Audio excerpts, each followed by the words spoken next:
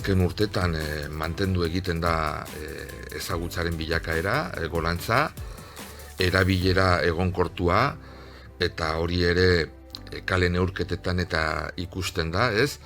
Beraz, erabileran bilakaerak gertatzeko prozesuak askoz korapilatsuagoak dira, hor ere, eta ikerketak ez du neurtzen, ez? Herritarrak zenbat aukera duen euskara erabiltzeko, erabili nahi duenean, ez?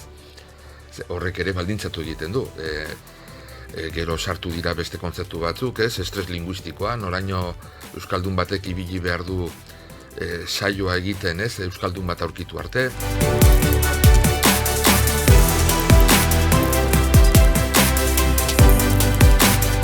Begiratu behar da nondik etortzen den hazkunde hori, ez? Eta datuek erakusten digute, iturri bat nolabait familia transmisioaren bidezkoa dela, baina hazkunde nagusia gertatzen ari da hezkuntza sistemaren bidez irabazten ari garen hiztun kopurutik, ez?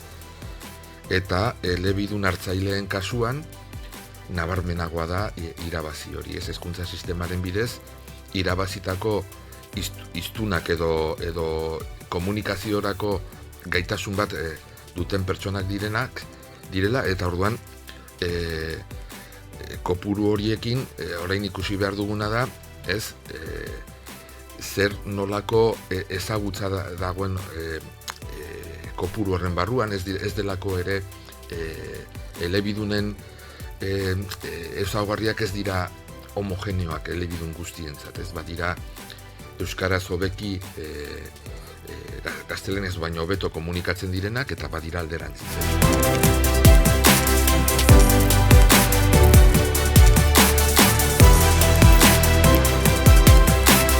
Ikusirik ze hazkundea gertatzen ari den gazteen artean, baina aldiz erabileran hazkunde hori ez dela simetrikoa, txikiagoa da. Altuena bada ere adintarte horretan, nahiko kopuru xumetan gabiltzala, ez?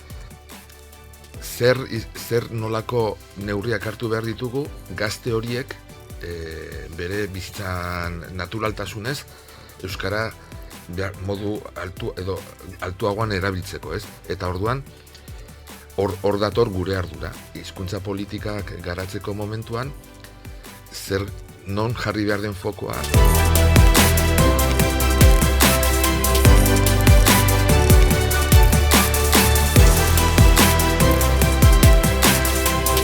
Datuak ezkagarria da. Aurkako jarreren igoera nabarmenki igo zen 2016ko inkestan. Oraingoan 2016koarekin alderatzen baldin badugu ez da pozgarria, kopuru altuak daudelako, baina ez da igo. Igotzen ari den da ez alde ez aurkako jarrera, nolabait posizio zentral aseptiko tzat genezakena, ez? Eta jeitsi da bitin batean aldeko jarrera eta kontrako jarrera.